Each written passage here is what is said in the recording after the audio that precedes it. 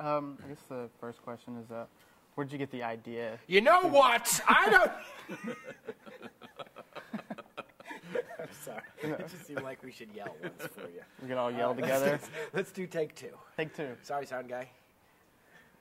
He's deaf now, by the way. Sorry, you just rubbed me the wrong way, but it won't happen again. Where'd you get the idea for this, and what type of research did you do? I had the idea from just characters. I always start with characters, and I think Walter and Tark were the first two characters I had in mind. This sort of professor who's stuck up in Connecticut and sort of sleepwalking through his life a little bit, and then this young immigrant from Syria who's a musician living in New York and just completely engaged in his life, and how these two might meet. In New York City, it was really, just once you ask that question, you have those two characters, and you're like, well, where would these guys meet? New York seemed like a right place. How would I get them there? And then it's just puzzle solving from there on out. So a lot of it is just character research, spending time thinking about it, talking, reading different things, traveling a little bit, getting a sense of people from different areas and regions of the world, and then these other two characters followed suit. I felt like the musician should have a girlfriend, so Zainab was born, this African Senegalese jewelry designer living in New York, and again, these are people you see all the time in New York. You go to any craft fair sort of, or any street vendor, and they're from all over the world. Young people here selling their art, and I was just sort of intrigued and engaged by these people, and thought it'd be a nice place to spend some time. Did you write this with him in mind, like the main guy? I did, yeah. I had Richard in mind from the beginning. Once I had those four characters, it's hard for him to say that. I don't know why. I know. I always. I bet you get that. Do you get that a lot? I do, because I think people are shocked that I would actually write something for Richard Jenkins, and I myself, in the course of these interviews, constantly question my reasoning.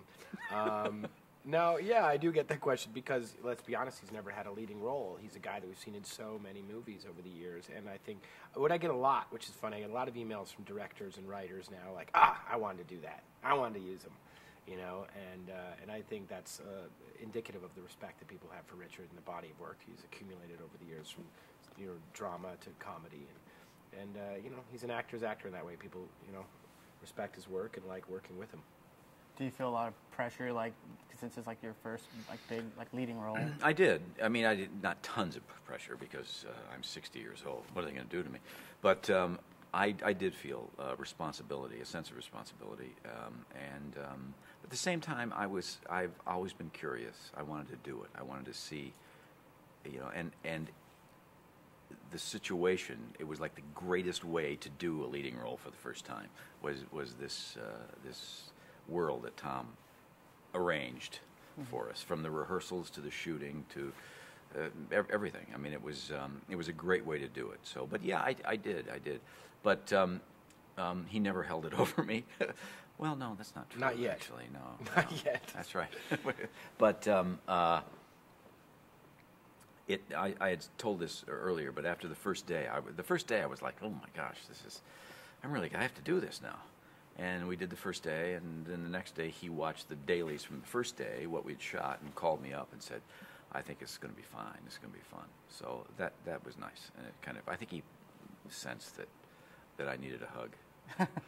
What interested you made you want to do this role? It's just I read it, and it's one of the best scripts I've ever read. It's just a great script, and you don't read scripts like this where the writer trusts the audience to fill in the blanks, that it's not spelled out for you. Everything is not, you're not told what to think as a reader or as an audience member, and you just don't read a lot of film scripts like that. And I couldn't believe it.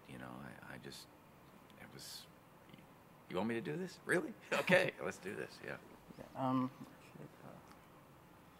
I think James Gandolfini, when they offered him when they sent him the Sopranos script, he said, they're not going to let me do this. They're not going to hire me for this.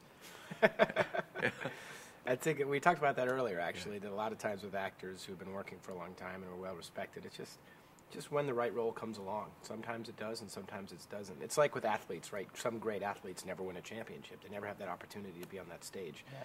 And I think actors are the same way. A lot of wonderful actors that just aren't afforded that opportunity because it's such a financially driven industry. It is, yeah. So, I think one thing that made this film sort of special was I wasn't trying to make this for $100 million. I knew our budget. I knew it fit the aesthetic of the movie.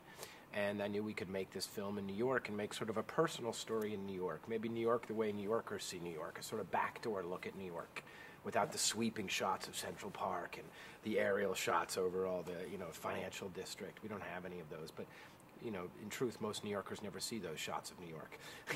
We see the sort of smaller apartments and little kitchens and cramped spaces and subways and I think that's what we tried to show a little bit. You've done like a lot of acting. What do you like better, like directing, acting, writing? It's a really difficult. I will say fairly, and Richard and I were debating this a minute ago, but writing is my least favorite. I love researching, and I love the work that goes into writing, but sitting there every day, day in and day out, and really polishing the script, that can be difficult for me to do. I don't think it's in my natural makeup to want to sit in a room by myself every day for hours on end. Some people are like that. Some people. I'm a little bit more socially adjusted than most writers, but I think the acting and the directing, I just really love doing them both.